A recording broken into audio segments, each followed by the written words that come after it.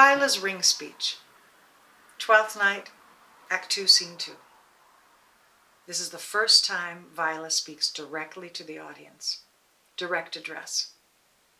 We've just come out of Act 1, Scene 5, sometimes called the first wooing scene.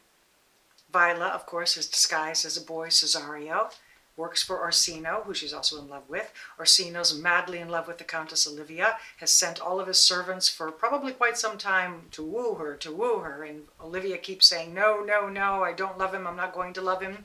He sends his new servant, his favored servant, Cesario. Even though Viola is herself in love with Orsino, she goes off to woo the Countess, and of course the Countess falls in love with Cesario. The audience sees this. We've watched it happen. Olivia confesses that it happens, and she sends Malvolio to go find that same peevish messenger and return this ring. Say all none of it. Malvolio takes the ring to Cesario, returns the ring, and then Viola is left to realize she never left a ring. And in this speech, she discovers what the audience already knows, that, oh my gosh, Olivia has fallen in love with me. It's a wonderful theatrical moment where, and actually a rare moment, where the audience is ahead of the character on stage. And so the audience delights to see Viola discovering this information. It's really what makes the audience fall so in love with this character. And it's for this reason that the actress playing Viola doesn't have to do a whole lot with this speech. Doesn't need a lot of physicality, doesn't need a lot of comedy. It really just needs you to be there honestly discovering and connecting the dots. I played Viola twice. Once in my early 20s and then again in my early 30s. What's great about these Shakespeare characters is that you can keep playing them over and over again. As you grow, as your life experience grows, so too do these characters.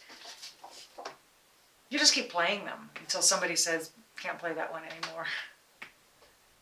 Even though you haven't gone through the same given circumstances that the character has, I haven't survived a shipwreck, the themes of these plays, we all have experienced the emotions of these characters. We all have experienced issues of love, loss of love, hope, insecurity, jealousy, fear, joy. It's what makes these plays timeless. I've also directed Twelfth Night on 2 different occasions at 2 different companies. Directing is a wonderful opportunity because, you know, you have to study the whole play. You have to know the whole story. And very often as actors, we will just focus in on our certain role, particularly if you're pulling pieces out for audition pieces. So the more that you can really understand the whole play, then when you pull these pieces out, you understand why they're needed at that particular time and how they serve the whole story. So here's a little key to playing Viola. And actually, I think this applies to most of Shakespeare's women characters. I think they teach the men how to love, which is amazing when you think about it, because Shakespeare was writing these plays knowing full well that young men were going to be playing the part of these female characters, and just captured their psyche like I can't even think of another playwright. So over and over again, this theme of love, Juliet teaching Romeo, Rosalind teaching Orlando, the princess teaching the King of Navarre, maybe in Love's Labour's Lost, Imogen with Posthumus, I might even argue Lady M with Macbeth, and certainly Viola does with Orsino. Orsino's convinced he's in love. He's in love with love. And through the course of this play, Viola helps him see what true love is really all about. Shakespeare is so helpful to an actress playing Viola, any of his parts really, in a myriad of ways, but one of the most obvious ways is vocally. Now, he's writing these parts for young boys whose voices have not yet changed. So now that here we are in the 21st century and women can play these parts, Viola's voice can be kind of high and feminine, shrill. Someone says that it comments on her. In fact, her idea to get a job for Duke Orsino is to disguise herself as an eunuch, for I can sing and speak to him in many sorts of music that will allow me very worth his service.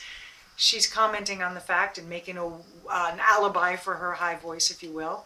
Malvolio says there's some shrill man at the gate, speaks like a peas cod, no bigger than a peas cod, and even Orsino makes fun of the shrill pipes that Cesario has. So it's built in for you to use your own voice, and there's no need to disguise it. Now, maybe you want to, just for a little comic moment, a little flavor here and there, maybe have her sort of remember that she's a boy, and maybe for a moment take a lower voice for comedic effect. But by and large, there's no need to put on any voice. Just use your own natural, beautiful voice. Another hint, love at first sight. Always. Pretty much always. Romeo, Juliet, Rosalind, Orlando, Celia, Oliver, Princes, Navarre. You could say Beatrice and Benedict. Now they have a history, and when they see each other, they're the last ones to admit it, but it's there. It's under their love at first sight. And so it is with Viola and Orsino. I mean, Viola falls in love really with him at the first mention of his name. When the sea captain mentions him, she says, "My father named him. He was a bachelor then." And in a strange way, Orsino kind of falls in love with her without even realizing it. He gets an affection for this young servant, Cesario, quickly makes him his favorite. His very first speech of the play sort of foreshadows the coming of Viola, when he talks about breathing upon a bank of violets. So I think it's pretty true. Love at first sight, always.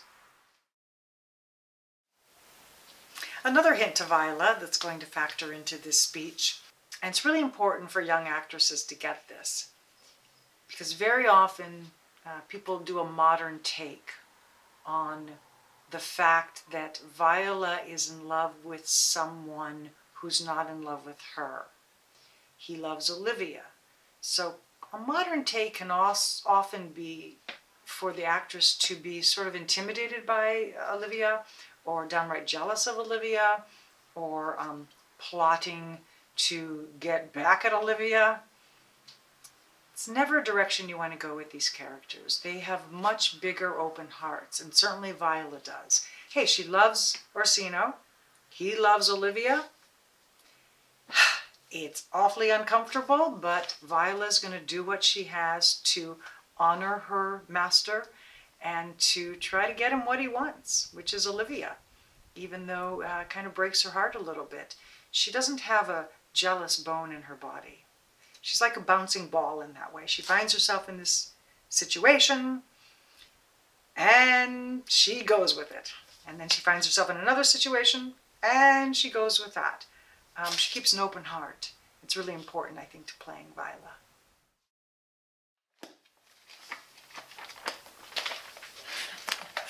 I'm trying to find Twelfth Night. Oh God, where is it? Hang on, here we go. Okay. I love this Shakespeare. Okay. So one of the things when you're working on these speeches, I think it's helpful to look at other speeches in the play. Particularly Viola's Willow speech can be very informative for the Ring speech, because it gives you the understanding of her capacity for love. So it's Act 1, Scene 5. She's there to woo Olivia for Count Orsino. Olivia says no, no, no, no, no. And then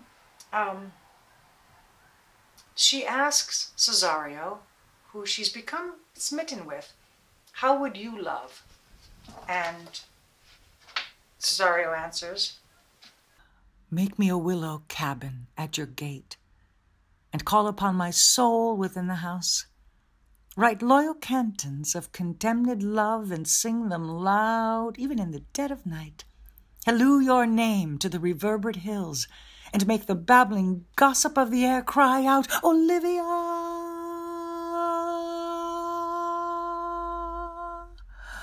Oh, you should not rest between the elements of air and earth, but you should pity me."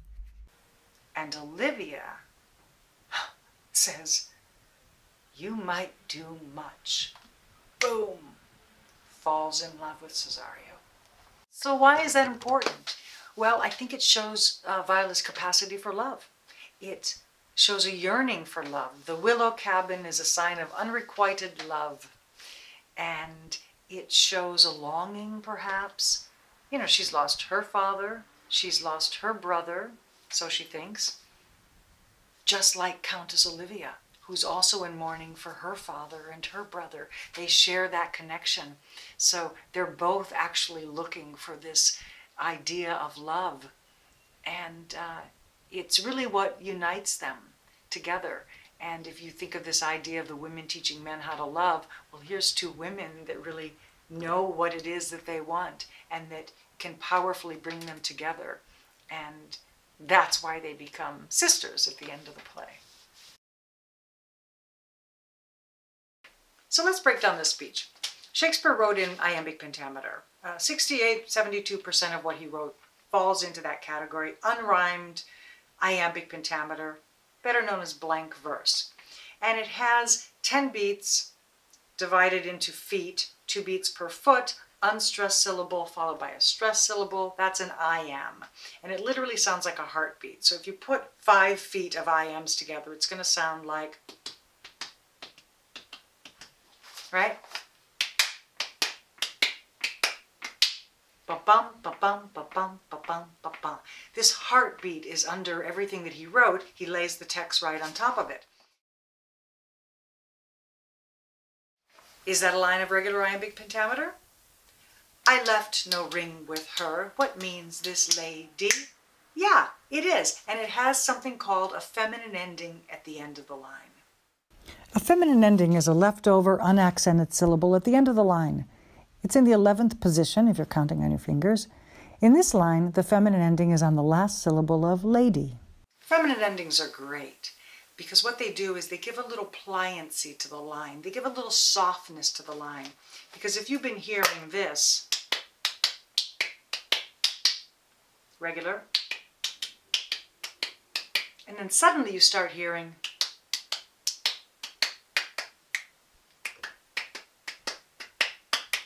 it just sort of softens the line a bit. And why I love them is that very often the character who has these feminine endings is feeling maybe a little vulnerable, maybe not so certain as a regular line would be. Maybe they're questioning something, or maybe they're kind of feeling something deep in their gut just a little bit. It's a subtle hint, but they're very, very compelling when they happen. So in this case, she's questioning. I didn't leave any ring with her. What's this lady talking about? Something's weird. Something's a little off. I left no ring with her. What means this lady?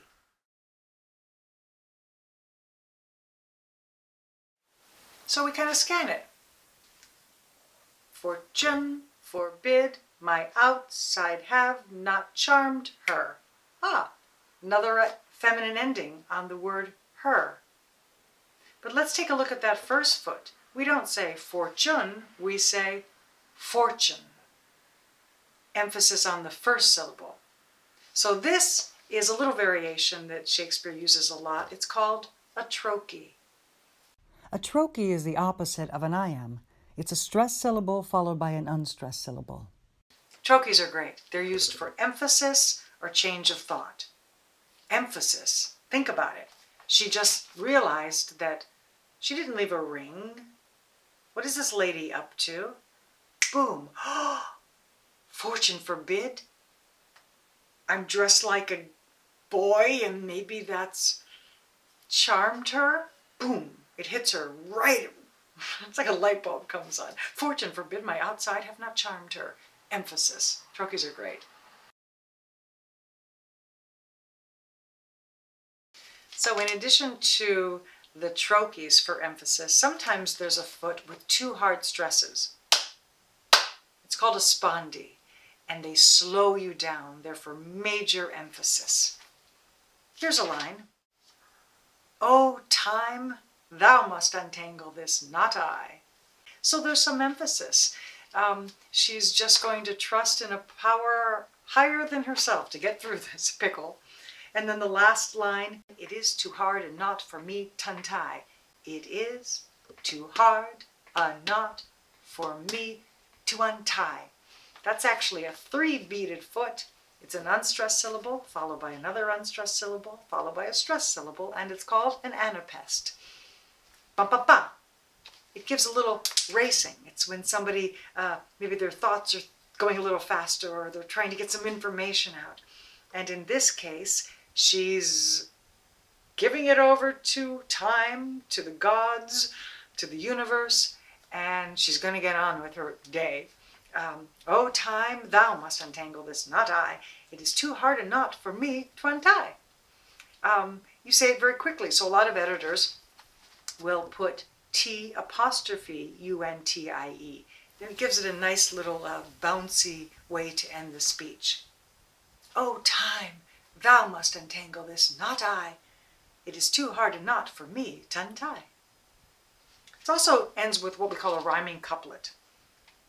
I rhymes with tie. Rhyming couplets, I was always taught, were like curtain raisers because they didn't have curtains in Shakespeare's day, but it serves the same function. If you lift the curtain in the theater at the end of the scene, it raises the energy for the next scene to come forth. And so by lifting those rhyming couplets, at the end of a scene, you raise the energy and the next scene can come in. It's like when you're playing tennis. If you hit the ball and you drop it on the court, it's not too exciting. It's much more exciting when you keep that ball in the air, you keep it volleying. So that's what a rhyming couplet is at the end of a scene. So when you're working on Shakespeare, I urge you to go to the dictionary a lot. Face it, this is like a foreign language in some cases. A lot of these words are no longer in our vernacular.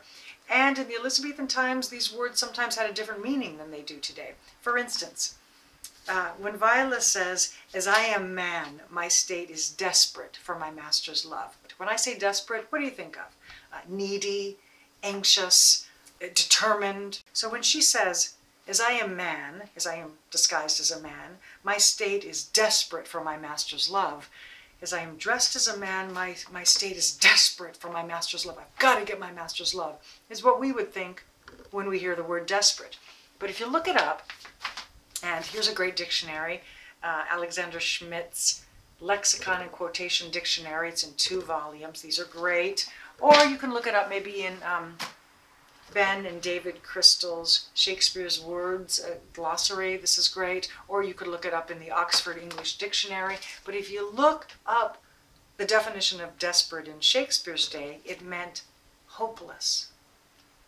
Whole different meaning. As I am man, as I am dressed as a man, my state is hopeless for my master's love. Ah, completely different Viola. She's not saying, as I am man, my state is desperate for my master's love, I've got to get the guy. No. As I am dressed as a man, my state is hopeless. I'll never get him. Can't play Viola like she's desperate to get Orsino, that she'll do anything to get him. It's not her. She's too aware of her situation, her predicament, to try to force anything. As I am man, my state is desperate for my master's love. That's a whole different Viola.